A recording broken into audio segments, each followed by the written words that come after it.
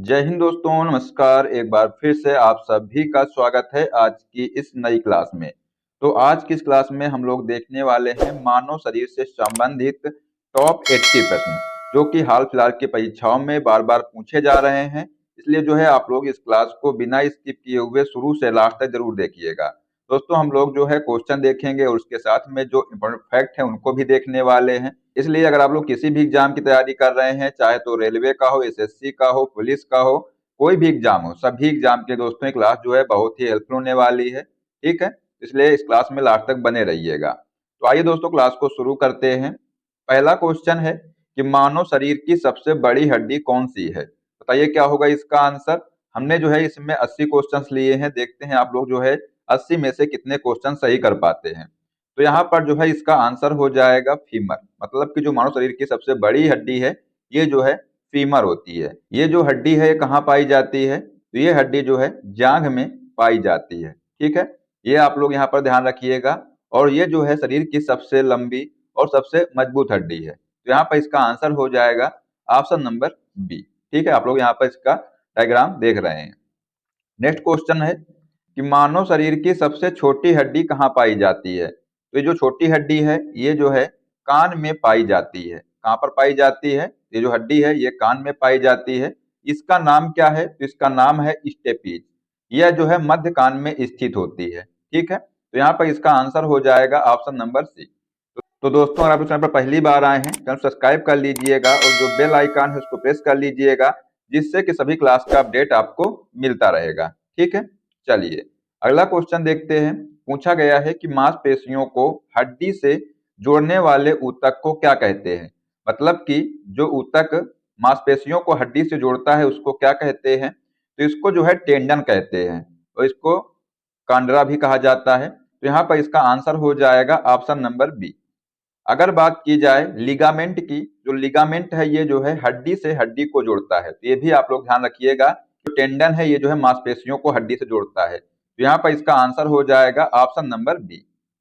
Next question है कि मानव रक्त का पीएच मान कितना होता है। बताइए क्या होगा इसका आंसर। जो मानव रक्त है इसका पीएच मान कितना होता है, तो मानव रक्त का जो पीएच मान है ये जो है 7.4 होता है। मतलब कि आपको मालूम होगा कि जो पीएच स्केल है, पीएच स्केल में जो 7 होता है ये जो है उदासीन को जो है प्रदर्शित करता है।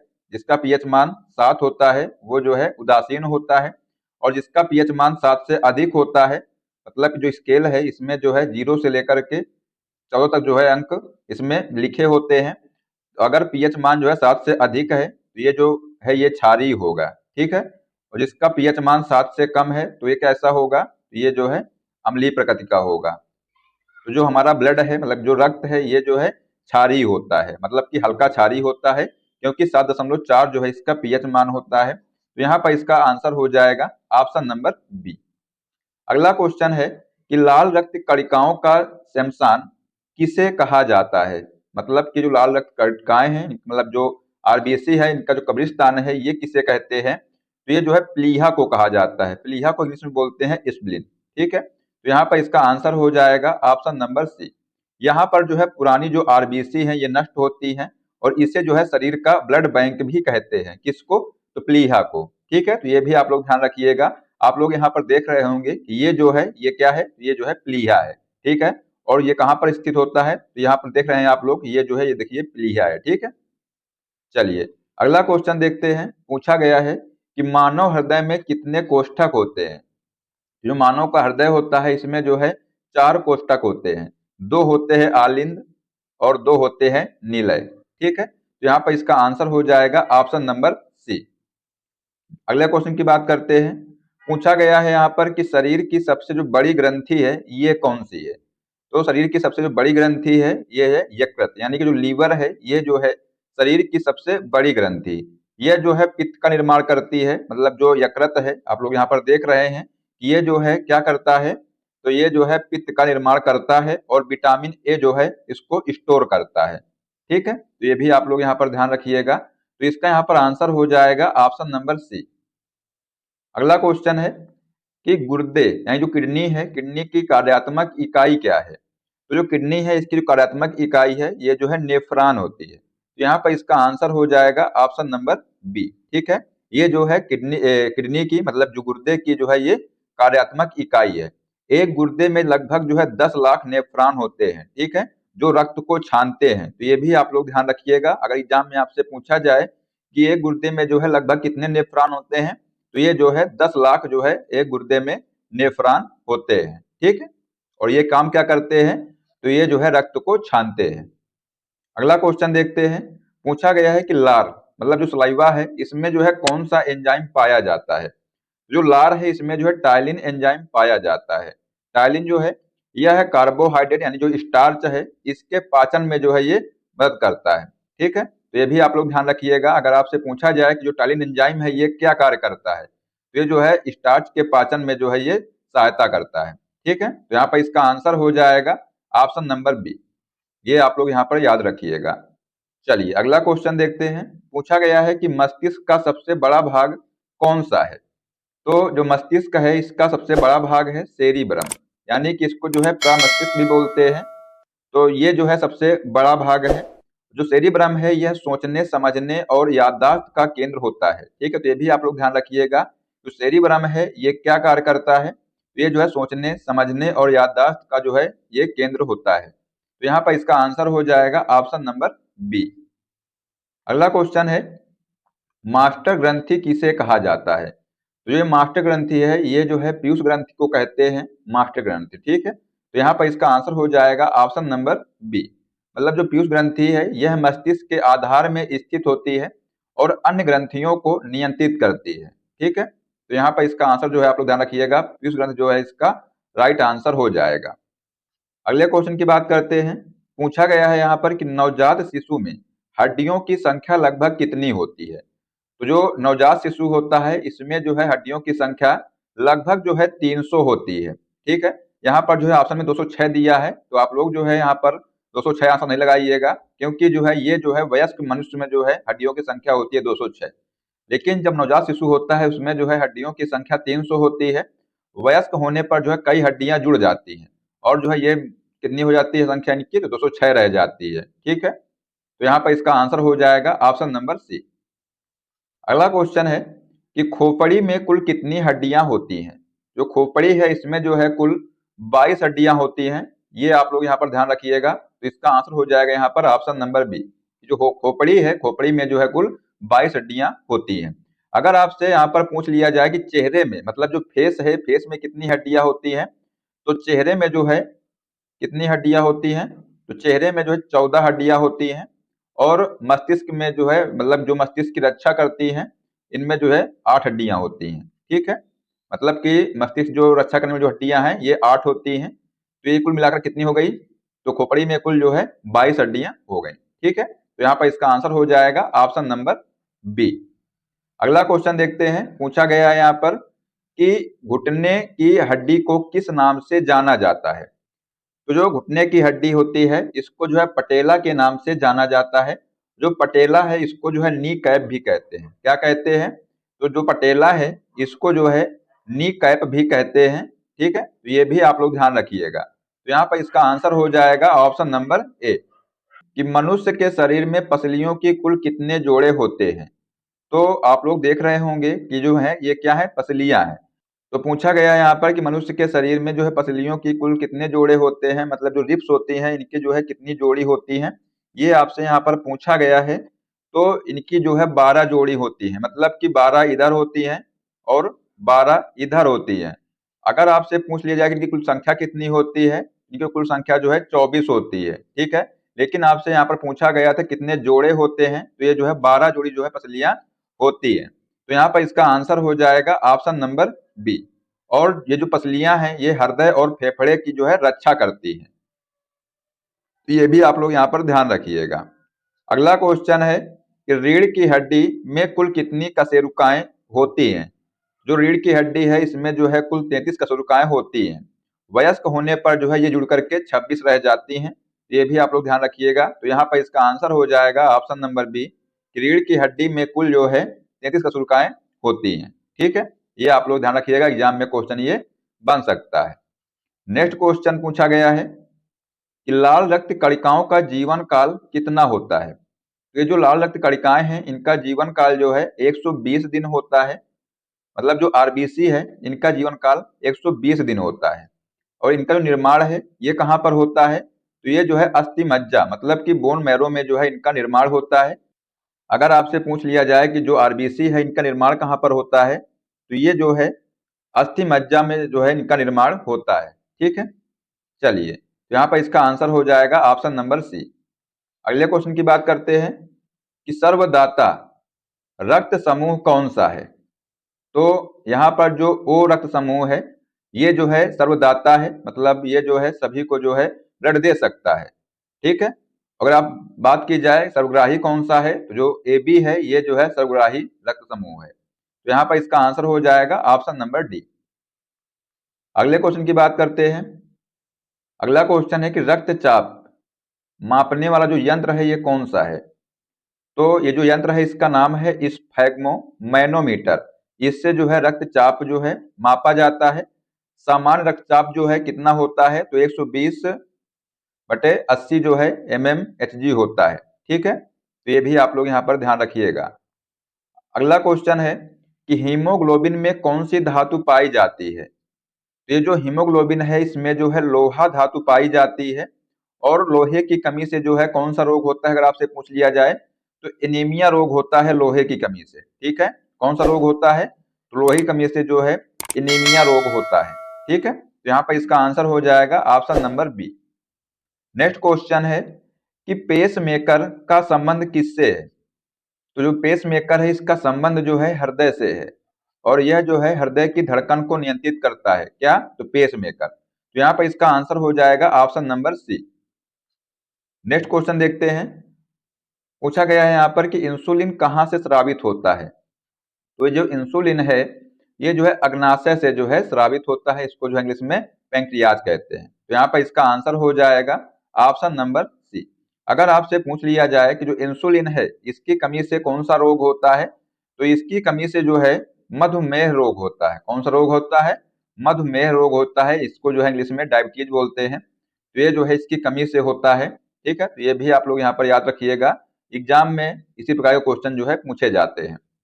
नेक्स्ट क्वेश्चन है कि पित्त यानी जो बाइल है ये कहाँ जमा होता है। तो जो पित्त है ये जो है पित्ताशय में जमा होता है, यानी जो गाल ब्लैडर है यहाँ पर जो है ये जमा होता है। तो यहाँ पर इसका आंसर हो जाएगा ऑप्शन नंबर बी। पित्त जो है अगर आपसे पूछा जाए कि ये बनता कहाँ पर है, तो जो पित्त है ये जो है यकृत में बनता है। ठीक है, लेकिन ये स्टोर कहाँ पर होता है, तो ये जो है पित्ताशय में स्टोर होता है। चलिए नेक्स्ट क्वेश्चन है कि मास्टर ग्रंथि किसे कहा जाता है। जो मास्टर ग्रंथि है ये जो है पीयूष ग्रंथि को जो है कहा जाता है। ठीक है, इसको जो है पिट्यूटरी ग्लैंड बोलते हैं। इसको जो है मास्टर ग्रंथि कहते हैं। यह जो है अन्य ग्रंथियों के स्राव को नियंत्रित करती है। जो मास्टर ग्रंथि है मतलब जो पीयूष ग्रंथि है ये जो है अन्य ग्रंथियों के स्राव को जो है नियंत्रित करती है। ठीक है, तो यहाँ पर इसका आंसर हो जाएगा ऑप्शन नंबर सी। अगला क्वेश्चन है कि शरीर का सबसे कठोर भाग कौन सा है। तो यहाँ पर जो इनेमल है ये जो है शरीर का सबसे कठोर भाग है। इनेमल जो है दांत की ऊपरी परत है।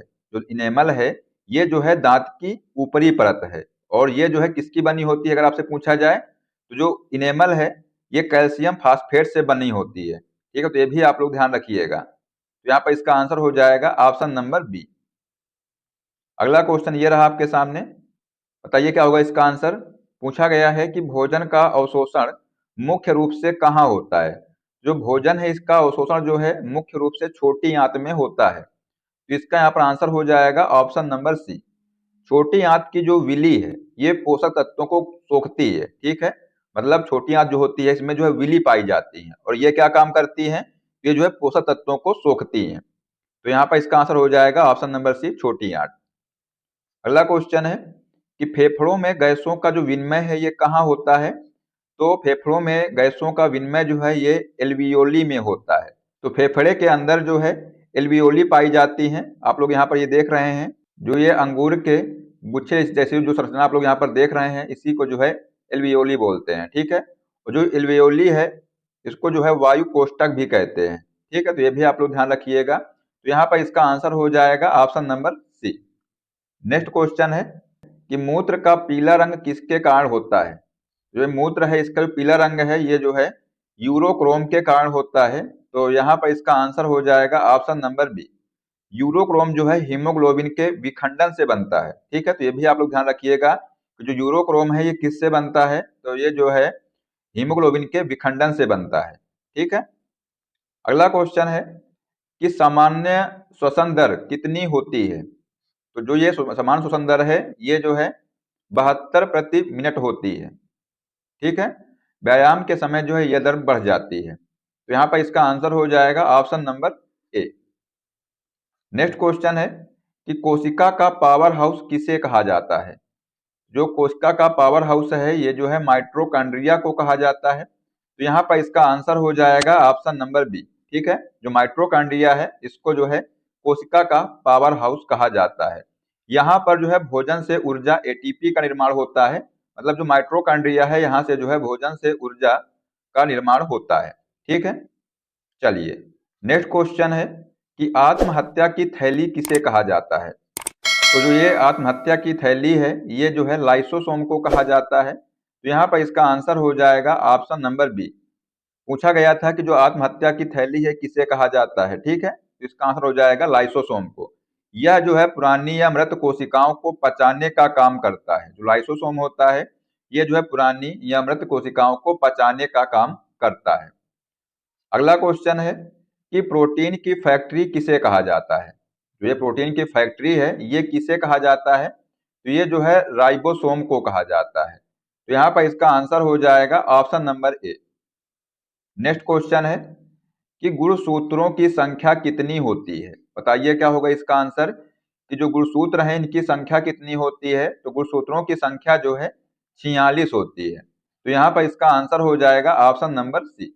मनुष्य में जो है 23 जोड़े गुणसूत्र पाए जाते हैं। कितने गुणसूत्र पाए जाते हैं, तो मनुष्य में जो है 23 जोड़े जो है गुणसूत्र पाए जाते हैं। तो यहाँ पर इसका आंसर हो जाएगा ऑप्शन नंबर सी।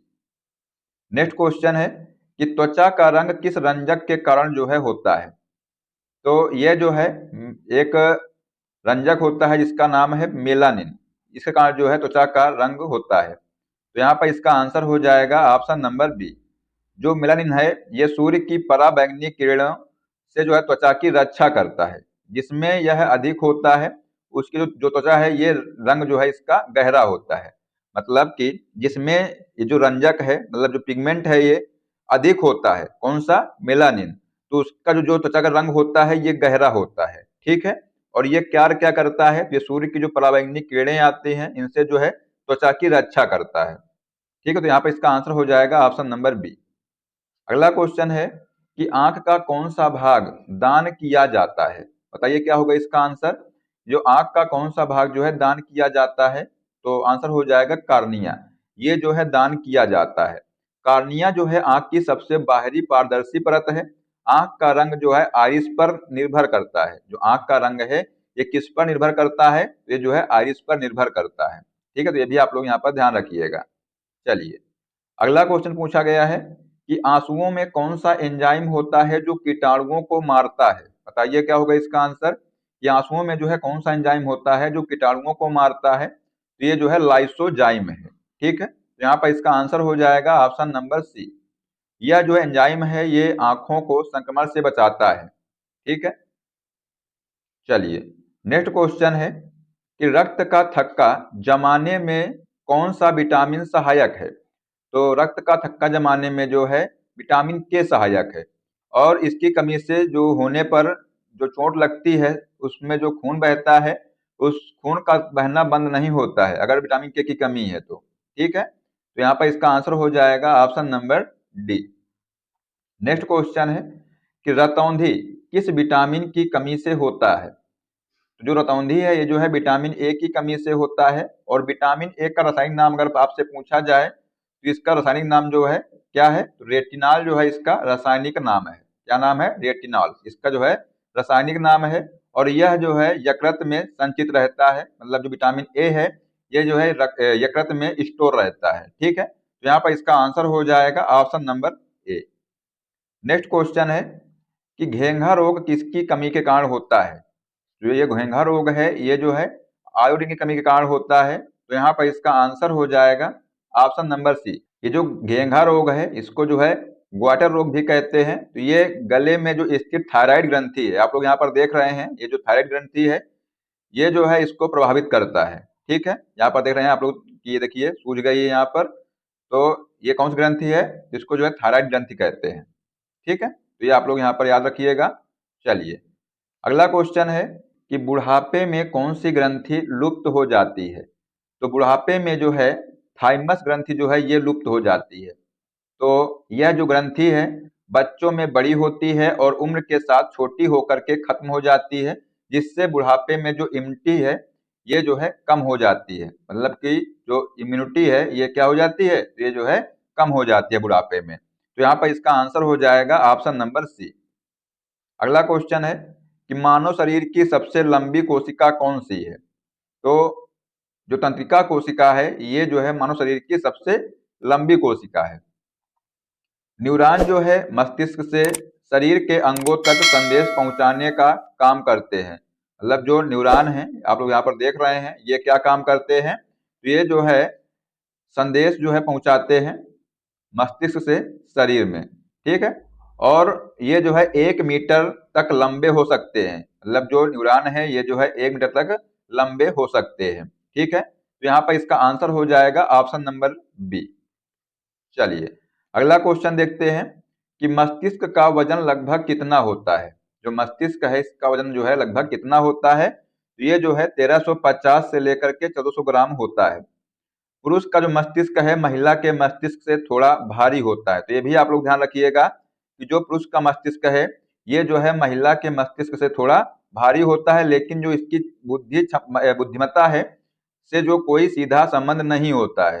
भारी तो होता है लेकिन इसकी जो बुद्धिमत्ता है इससे जो है कोई सीधा संबंध नहीं होता है। तो यहाँ पर इसका आंसर हो जाएगा option number C. Next question है कि शरीर का कंट्रोल रूम किसे कहा जाता है? बताइए क्या होगा इसका आंसर? तो जो शरीर का कंट्रोल रूम है ये जो है मस्तिष्क को कहा जाता है। हाइपोथैलेमस जो है मस्तिष्क का हिस्सा है जो शरीर के तापमान और भूख प्यास को नियंत्रित करता है। अगर आपसे पूछा जाए जो भूख प्यास है और जो तापमान है इसको जो है कौन नियंत्रित करता है? तो ये जो है हाइपोथैलेमस जो है नियंत्रित करता है। जो हाइपोथैलेमस है ये जो है मस्तिष्क का एक भाग है। तो यहाँ पर इसका आंसर हो जाएगा ऑप्शन नंबर डी। अगला क्वेश्चन है कि डायलिसिस का प्रयोग किस अंग के खराब होने पर किया जाता है? तो जो ये डायलिसिस है इसका प्रयोग जो है वृक्क मतलब जो किडनी है इसके खराब होने पर जो है किया जाता है। आप लोग यहाँ पर देख रहे हैं ये जो है किडनी है। ठीक है, फैक्ट की बात की जाए तो जब किडनी रक्त को नहीं छान पाती तब मशीन द्वारा रक्त साफ करने की जो प्रक्रिया है इसी को जो है डायलिसिस कहते हैं। ठीक है, तो यहाँ पर इसका आंसर हो जाएगा option number C. Next question है कि वृक्क यानी जो किडनी है में बनने वाली जो पथरी है ये किसकी बनी होती है? तो जो पथरी है ये जो है कैल्शियम ऑक्जिलेट की बनी होती है। तो यहाँ पर इसका आंसर हो जाएगा ऑप्शन नंबर बी। अधिक मात्रा में ऑक्जिलेट और कम पानी पीने से जो है किडनी में पथरी जम जाती है। ठीक है, नेक्स्ट क्वेश्चन है कि डीएनए की संरचना कैसी होती है? तो जो संरचना है डीएनए की आप लोग यहाँ पर देख रहे हैं कि कैसी है? तो ये जो है द्विकुंडलित है, मतलब कि डबल हेलिक्स है। तो यहाँ पर इसका जो आंसर हो जाएगा ऑप्शन नंबर बी। वाटसन और क्रिक ने जो है 1953 में डीएनए के डबल हेलिक्स मॉडल की खोज किया था। तो ये भी आप लोग ध्यान रखिएगा, अगर आपसे पूछा जाए जो डीएनए है डीएनए के डबल हेलिक्स जो मॉडल है इसकी खोज किसने किया था? तो ये जो है वाटसन और क्रिक ने किया था। ठीक है, चलिए अगला क्वेश्चन है कि मास्टर ऑफ मास्टर ग्लैंड किसे कहा जाता है? मतलब जो मास्टर ग्रंथि है इसका मास्टर किसे कहा जाता है? तो यहाँ पर जो है जो हाइपोथैलेमस है इसको जो है मास्टर ऑफ मास्टर ग्लैंड कहा जाता है। जो हाइपोथैलेमस है ये पीयूष ग्रंथि के स्राव को भी नियंत्रित करती है। मतलब जो पीयूष ग्रंथि है ये सभी ग्रंथियों के स्राव को नियंत्रित करती है, लेकिन जो पीयूष ग्रंथि है इसके स्राव को कौन नियंत्रित करता है? जो हाइपोथैलेमस है ये जो है पीयूष ग्रंथि के स्राव को नियंत्रित करता है, इसलिए जो है इसको मास्टर ऑफ मास्टर ग्लैंड कहते हैं। तो यहाँ पर इसका आंसर हो जाएगा ऑप्शन नंबर बी। ठीक है, चलिए नेक्स्ट क्वेश्चन है कि लड़ो या उड़ो हार्मोन कौन सा है?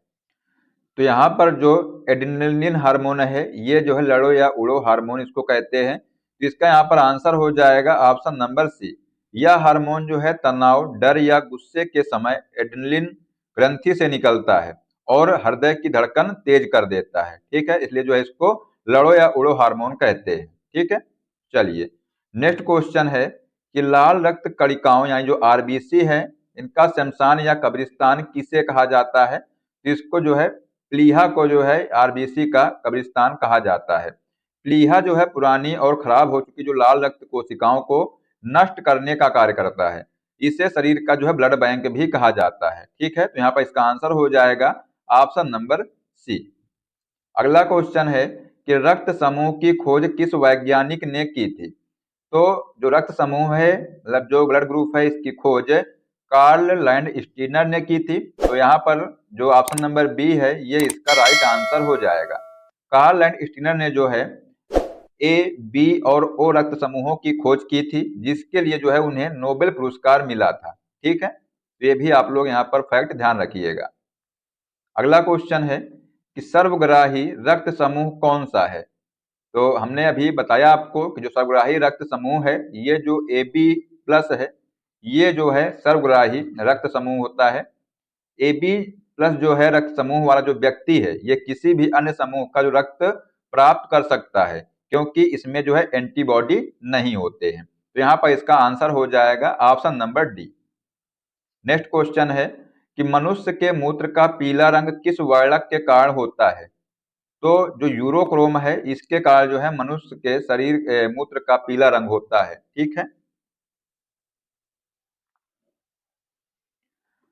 तो यहाँ पर जो यूरोक्रोम है, इसके कारण जो है मनुष्य के मूत्र का पीला रंग होता है। तो इसका आंसर यहाँ पर हो जाएगा ऑप्शन नंबर बी। हीमोग्लोबिन के विखंडन से जो है यूरोक्रोम बनता है, जो मूत्र को पीला रंग प्रदान करता है। ठीक है, नेक्स्ट क्वेश्चन है कि वृक्क या जो किडनी है, इसकी कार्यात्मक और संरचनात्मक जो इकाई है ये क्या है? जो नेफ्रॉन है, ये जो है किडनी की कार्यात्मक और संरचनात्मक इकाई है। प्रत्येक किडनी में लगभग 10 लाख नेफ्रॉन होते हैं जो रक्त को छानने का काम करते हैं। ठीक है, अगला क्वेश्चन है कि ईईजी का प्रयोग किस अंग की गतिविधि दर्ज करने के लिए किया जाता है? बताइए क्या होगा इसका आंसर। कि जो ईईजी है, इसका प्रयोग जो है किस अंग की गतिविधि दर्ज करने के लिए किया जाता है? तो ये जो है ब्रेन यानी जो मस्तिष्क है, इसकी गतिविधि दर्ज करने के लिए किया जाता है। तो यहाँ पर जो ईईजी है, इसका उपयोग मस्तिष्क संबंधी रोगों जैसे कि मिर्गी आदि का पता लगाने के लिए किया जाता है। ठीक है, तो इसका यहाँ पर आंसर हो जाएगा option number C. Next question है कि स्वस्थ मनुष्य का सामान्य रक्तचाप कितना होता है? तो ये जो है 120/80 जो है mmHg जो है स्वस्थ मनुष्य का सामान्य रक्तचाप होता है। 120 सिस्टोलिक यानी कि हृदय का संकुचन और 80 डायस्टोलिक यानी कि हृदय का विस्तार दबाव को दर्शाता है। ठीक है, तो यहाँ पर इसका आंसर हो जाएगा ऑप्शन नंबर बी। अगला क्वेश्चन है कि विटामिन बी 12 में कौन सी धातु पाई जाती है? जो विटामिन बी 12 है, इसमें जो है कोबाल्ट धातु पाई जाती है। इसका जो रासायनिक नाम अगर आपसे पूछा जाए इसका, तो जो विटामिन बी 12 है, इसको जो है साइनोकोबालमिन कहते हैं। और यह जो है एनीमिया यानी कि खून की कमी को दूर करने में ये सहायक होता है, विटामिन बी 12। तो यहाँ पर इसका आंसर हो जाएगा ऑप्शन नंबर सी। ठीक है, अगला क्वेश्चन है कि मानव चेहरे में कुल कितनी हड्डियां होती हैं? तो बताइए इसका आंसर क्या हो जाएगा। अभी हमने आपको बताया था कि जो मानव का चेहरा होता है, इसमें जो है 14 हड्डियां होती हैं। ठीक है, और अगर आपसे पूछ लिया जाता है कि खोपड़ी में कितनी हड्डियां होती हैं, तो खोपड़ी में जो है 22 हड्डियां होती हैं। ठीक है, तो यहाँ पर इसका आंसर हो जाएगा option number C. Next question है कि इंसुलिन की खोज किस वैज्ञानिक ने की थी? जो इंसुलिन है, इसकी खोज बैंटिंग एवं बेस्ट ने की थी। तो यहाँ पर इसका आंसर हो जाएगा ऑप्शन नंबर सी। इन्होंने जो है 1921 में इंसुलिन की खोज की थी। किसने? तो बैंटिंग एवं बेस्ट ने, जो मधुमेह के रोगियों के लिए जीवन दान साबित हुई। ठीक है, चलिए अगला क्वेश्चन देखते हैं कि लाल रक्त कणिकाओं का निर्माण वयस्क शरीर में कहाँ होता है? तो ये जो है अस्थि मज्जा में होता है, मतलब कि बोन मैरो में जो है आरबीसी का निर्माण होता है। तो यहाँ पर इसका आंसर हो जाएगा ऑप्शन नंबर सी। बड़ी हड्डियों के बीच के लिए जो है जालीदार हिस्से में खून का निर्माण होता है। ठीक है, अगला क्वेश्चन है कि आंखों के आंसुओं में कौन सा कीटाणुनाशक एंजाइम पाया जाता है। जो आंखों के जो आंसू होते हैं इसमें जो है लाइसोजाइम जो है एंजाइम पाया जाता है, और यह एंजाइम जो है आंखों में जाने वाले जो हानिकारक बैक्टीरिया हैं इनको जो है नष्ट कर देता है। तो यहाँ पर इसका आंसर हो जाएगा ऑप्शन नंबर सी। अगला क्वेश्चन है विटामिन सी का रासायनिक नाम क्या है।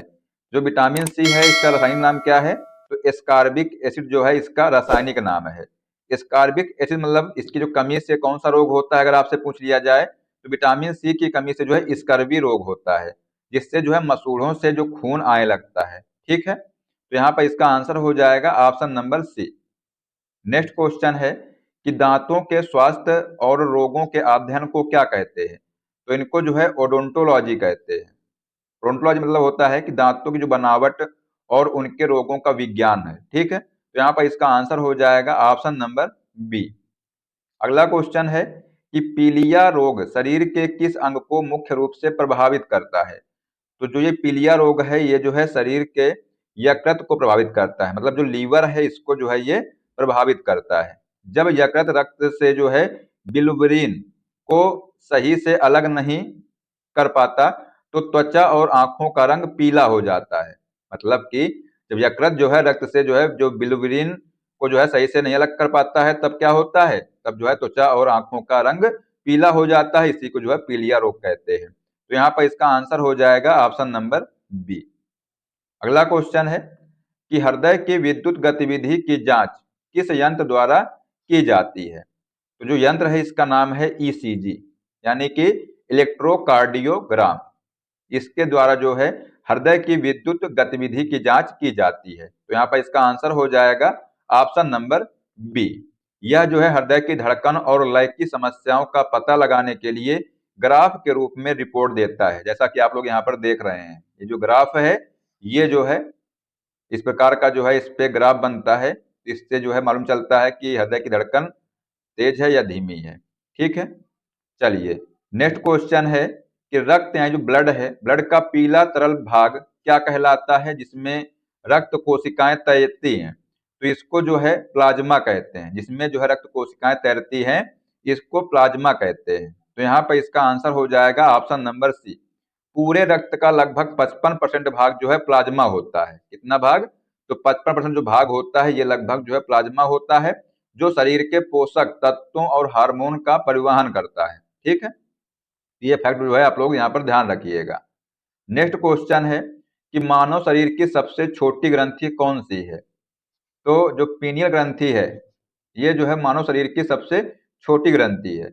यह मस्तिष्क के बीच में स्थित एक छोटी मटर के दाने जैसी ग्रंथि होती है, और इसे जो है तीसरी आंख भी कहा जाता है क्योंकि यह जो है सोने जागने के चक्र को नियंत्रित करती है। ठीक है, तो अगर आपसे पूछा जाए जो पीनियल ग्रंथि है इसको जो है क्या कहते हैं, तो इसको जो है तीसरी आंख भी कहा जाता है। ठीक है, तो यहाँ पर इसका आंसर हो जाएगा ऑप्शन नंबर सी। अगला क्वेश्चन है कि इंसुलिन की कमी से निम्नलिखित में से कौन सा रोग होता है। जो इंसुलिन है इसकी कमी से जो है मधुमेह रोग होता है, यानी जो डायबिटीज है ये रोग होता है। इंसुलिन रक्त में शर्करा के स्तर को नियंत्रित करता है और इसकी कमी से खून में शुगर बढ़ जाता है। तो यहाँ पर इसका आंसर हो जाएगा ऑप्शन नंबर सी। अगला क्वेश्चन है कि हड्डियों को मजबूत बनाने के लिए विटामिन डी का सबसे बड़ा और प्राकृतिक स्रोत क्या है।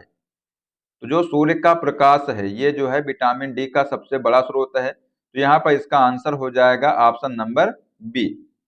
फैक्ट की बात करते हैं तो हमारी त्वचा सूर्य की किरणों की उपस्थिति में स्वयं विटामिन डी का निर्माण करती है जो कैल्शियम के अवशोषण के लिए जरूरी है। ठीक है, तो ये आप लोग फैक्ट भी ध्यान रखिएगा। चलिए अगला क्वेश्चन है कि मानव शरीर में कुल कितने प्रकार के अमीनो अम्ल पाए जाते हैं। तो मानव शरीर में जो है कुल 20 प्रकार के अमीनो अम्ल पाए जाते हैं। ये 20 अमीनो अम्ल मिलकर के शरीर के लिए आवश्यक विभिन्न प्रोटीनों का निर्माण करते हैं। ठीक है, तो यहाँ पर इसका आंसर हो जाएगा ऑप्शन नंबर सी। अगला क्वेश्चन है कि मानव शरीर की सबसे मजबूत मांसपेशी कहाँ होती है। तो ये जो है जबड़े में होती है। इसे जो है मासेटर पेशी कहा जाता है, और यह भोजन चबाते समय जो है अत्यधिक दबाव पैदा करने की क्षमता रखती है। तो यहाँ पर जो है इसका आंसर हो जाएगा ऑप्शन नंबर सी। ठीक है, चलिए अगला क्वेश्चन है कि एक स्वस्थ वयस्क मानव शरीर में जल की औसत मात्रा कितनी होती है। तो ये जो है 65% से लेकर के 80% होती है। तो यहाँ पर जो है आंसर हो जाएगा ऑप्शन नंबर बी। हमारे मस्तिष्क और मांसपेशियों में जो है लगभग 75% जल होता है, जबकि हड्डियों में भी लगभग 20 से लेकर के 25% जल पाया जाता है। ठीक है, चलिए अब आइए थोड़ा बात कर लेते हैं परीक्षा के लिए सारांश, मतलब क्विक रिवीजन। अगर आपसे पूछा जाए कि सबसे जो बड़ा अंग है ये कौन सा है, तो जो त्वचा है ये सबसे बड़ा अंग होता है। सबसे बड़ी ग्रंथि कौन सी है, तो यकृत जो है सबसे बड़ी ग्रंथि है। सबसे लंबी हड्डी कौन सी है, तो फीमर है। सबसे छोटी हड्डी अगर आपसे पूछी जाए जो स्टेपीज है, ये कान में पाई जाती है। कहाँ पर पाई जाती है, तो ये जो है मध्य कान में पाई जाती है। जो फीमर है ये कहाँ पाई जाती है, तो ये जो है जांघ में पाई जाती है। अगर बात की जाए मास्टर ग्रंथि की, तो ये जो पीयूष ग्रंथि है ये जो है मास्टर ग्रंथि इसको कहते हैं। ठीक है, तो ये जो है आप लोग यहाँ पर ध्यान रखिएगा, एग्जाम में यहाँ से क्वेश्चन बन सकते हैं। चलिए अगला क्वेश्चन है कि कोशिका का मस्तिष्क यानी कि ब्रेन ऑफ द सेल किसे कहा जाता है। जो कोशिका का मस्तिष्क है ये जो है केंद्रक को कहा जाता है, मतलब जो न्यूक्लियस है इसको जो है कोशिका का मस्तिष्क कहा जाता है। फैक्ट की बात की जाए तो केंद्रक कोशिका की सभी गतिविधियों को नियंत्रित करता है और इसमें अनुवांशिक पदार्थ यानी डीएनए होता है। ठीक है, नेक्स्ट क्वेश्चन है कि मानव शरीर में गैसों का आदान प्रदान फेफड़ों के किस भाग में होता है।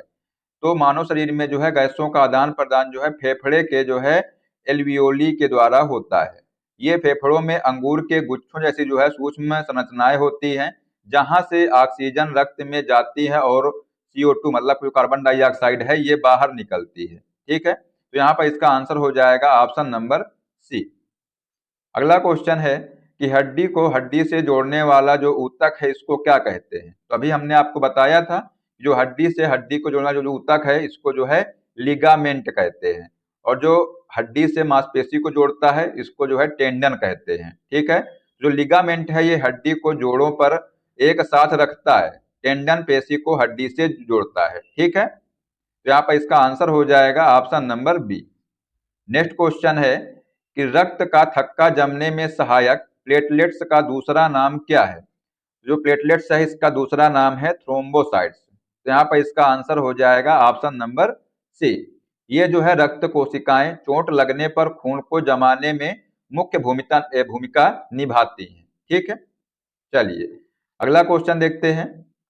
पूछा गया है यहाँ पर कि मनुष्य की जीभ के किस भाग में कड़वाहट का अनुभव होता है। तो मनुष्य के जीभ के जो है पिछले भाग में जो है कड़वाहट का अनुभव होता है। जीभ के अलग अलग हिस्से अलग अलग स्वादों यानी मीठा, नमकीन, खट्टा, कड़वा के लिए संवेदनशील होते हैं। तो यहाँ पर जो है इसका आंसर हो जाएगा ऑप्शन नंबर सी, पिछले भाग में जो है कड़वाहट का अनुभव होता है।